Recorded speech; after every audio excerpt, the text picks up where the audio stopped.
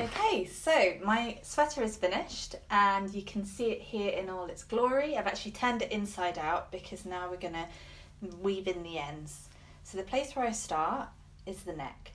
I start here because what we've got is just a little gap where we've joined in the round. So I'm just going to close that up and weave in this end. It's got my little tapestry needle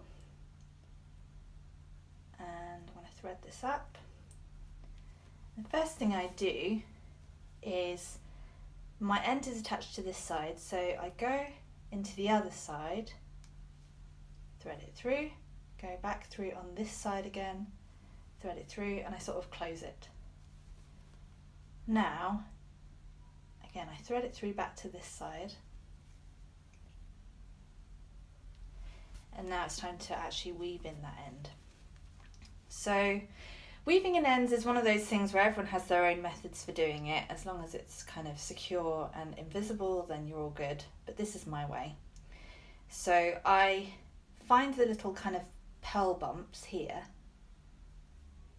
and I weave it in vertically. This is normally when I'm on like a rib section, this is what I'll do. So I'll weave it in vertically, but when I weave in, I kind of like half the bump. So you know there's like plies in the yarn, I'm kind of separating it.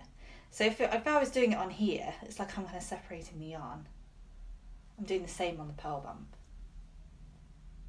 So just splitting the yarn and just taking a tiny amount through. And then I do the same on the next bump. Splitting the yarn, split the yarn on the next bump. And I do it for maybe 5 bumps. Just threading it along. That, and then I go back up again making sure to only catch a little bit of the stitch,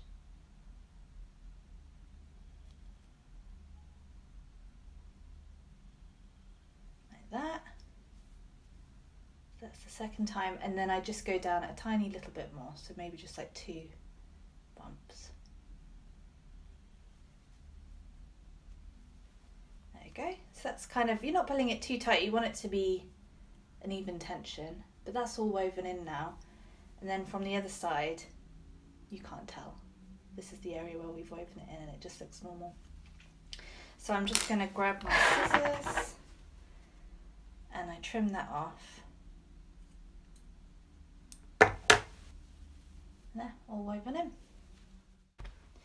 So now I'm going to tackle weaving in this tail end, which is under the arm. So here's my little sleeve. I want to weave in this one. So again, just grab my tapestry needle.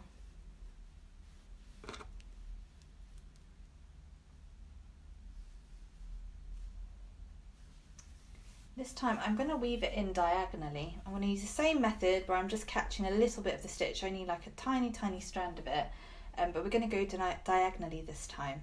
So catching this little thread here, and then I'm going to go in this one.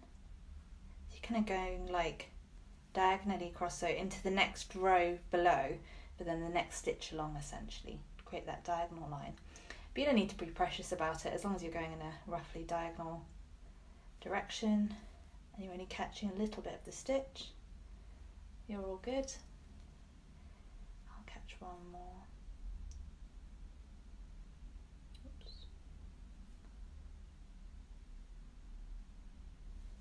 There you go, so I've just gone along there. And again, you're kind of trying to not be too snug with it. Don't want it to ruche the fabric or anything. And you're going back in the same direction.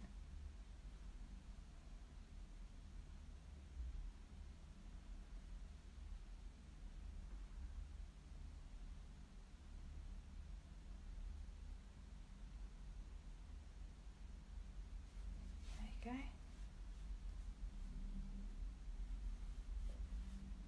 Just give that a little pull. And there we go, that's woven in, so I can just snip that now.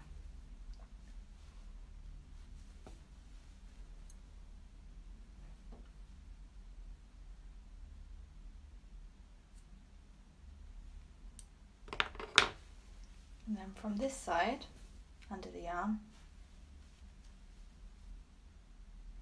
woven in here and you can't see it. Invisible.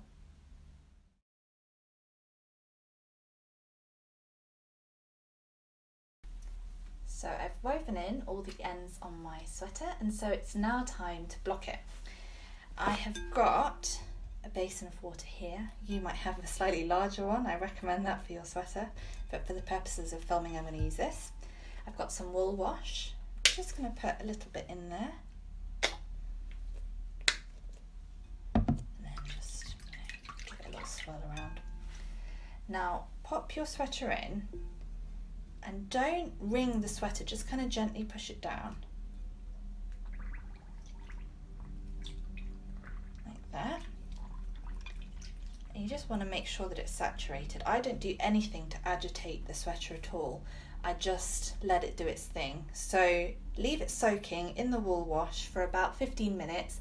You can take it out afterwards and then we'll do the blocking. So once you're done soaking, just give your sweater a little squeeze. Again, you're being careful not to agitate it. If you're using your bathroom basin or something, then you can squeeze it against the sides of the basin, but it's not possible with this bowl. So I'm just gonna chuck that to the side. And now we have our lovely sweater. What I'm gonna do now is, with this towel that I've put it on, I'm going to fold it up in here, like that, and then I'm going to roll it. Then, I'm not going to show you this on camera, but I'm going to step on it. So I'm going to put it in my bathtub or somewhere with tiles, somewhere you don't mind getting it slightly wet, and just step on it, put my full weight like this, all over, and just continue to do it. And this is a good way of removing some of the excess water that is in the sweater, because you can see it's still sopping wet. And by doing this, it just soaks out into the towel, and then it's much quicker to dry when you put it on the blocking mat. And now we are ready for blocking. So I've popped my sweater on a blocking mat. This is actually a child's play mat, but it does the trick. You could use anything from a towel to a yoga mat to essentially your bed. There's all kinds of things you can use for blocking your sweater. And what you do is refer to the schematic. So in my schematic for this size, I need my circumference to be 56, which means that the bust width needs to be 28. So I'm just going to measure from underarm to underarm what 28 is, and I'm almost dead on actually. Good gauge. But I'm going to just, yeah, have a little wrestle with it until it's the correct width. Then I take a pin. I've got T-pins here, look like this, but you could use dressmaking pins, they work just the same. And you're just kind of ensuring that that measurement is true to the measurement in the schematic. I'm just going to level that out for the rest of it. I actually like to do the same measurement across here. I actually don't put pins in my rib because I don't want to force that to splay out, but I do put pins at the top of my rib, so I'm going to do the same here. So remembering that we need 28.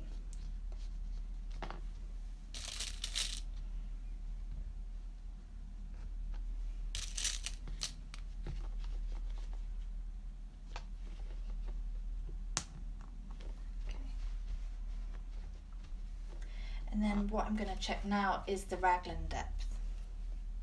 So in my pattern, I need my raglan depth to be 14. So we kind of want it to come across from here. So we're sort of measuring from here to here. Oh, and we are, I would say, dead on. Maybe just a touch smaller. So anyway, you kind of manipulate your garment until it's the correct measurement.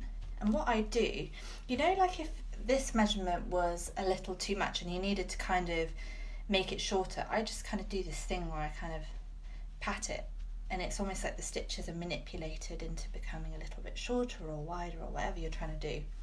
Same with this, if I wanted that to come in, I just sort of pat it in and squeeze the stitches together.